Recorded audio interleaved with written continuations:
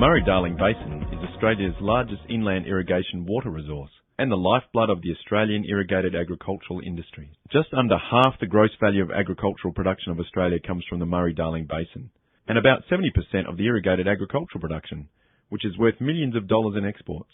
Many regional communities who rely on irrigation water from the Murray-Darling Basin Commission are again looking at a 0% opening water allocation from the 1st of July 2008, similar to the allocations faced in the 2007-08 irrigation season.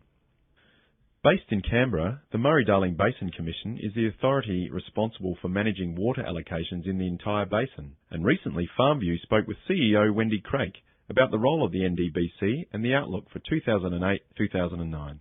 In relation to water allocations along the Murray, the Murray-Darling Basin Commission works out how much water is there and then advises the states what their share of that water is. Then it's up to the states to actually work out what the allocations are for the irrigation entitlement. So we tell the states how much water is available and how much they have, and the states actually decide how much to announce in allocations. In response to the current drought, the way we've run the river this year and late last year has been unprecedented in the history of running the Murray River. So what we've tried to do this year is actually reduce evaporation and losses to the maximum extent that we possibly could. And to do that, we've kept as much water as we can in human dams where it's cooler and deeper, so the evaporation's less. We've used the weir pools a lot more than we would in the past, raising and lowering the levels so that we can, if there happens to be rain in some of the tributaries, we can catch any inflow so that it doesn't actually flood. And also, we've disconnected a number of wetlands to save evaporation, and that means that we're not replacing the water in those wetlands, and we've saved evaporation. We turn the river down as early as we can towards the end of the irrigation season, so that we're not pushing a lot of water down that's not going to be used. And basically our whole effort has been attempting to maximise the value of every drop of water that we have in the river for both critical human need and stock and domestic, and of course for irrigation allocations and a little bit of water for the environment. So it's been an interesting challenge, and of course it's caused some problems in some areas where local communities like Lake Mulwala have been concerned about low levels and their recreational activities, but we've really tried to maximise the value of the water for those who use the water. Graham Turner is the Director of Allocation and Licences with the DSE, and FARMVIEW spoke with him about the limited amount of water amongst the various users.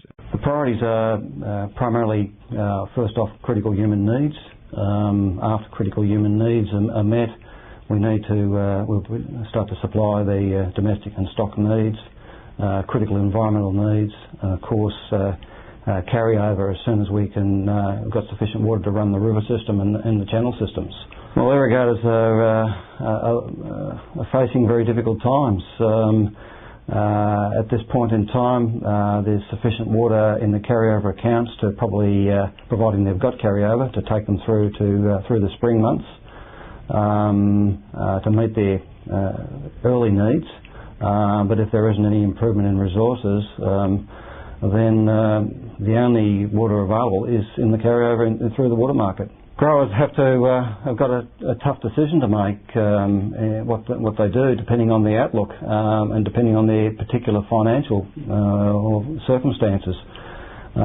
It's going to be potentially a fairly tough year. Certainly allocations are going to be very low at the start, and it's going to take some time to build up, and we're going to need quite wet conditions for them to build up. So people are looking down at low allocations for quite a long period of time. For information on irrigation allocations, go to www.g-mwater.com.au or www.mdbc.gov.au.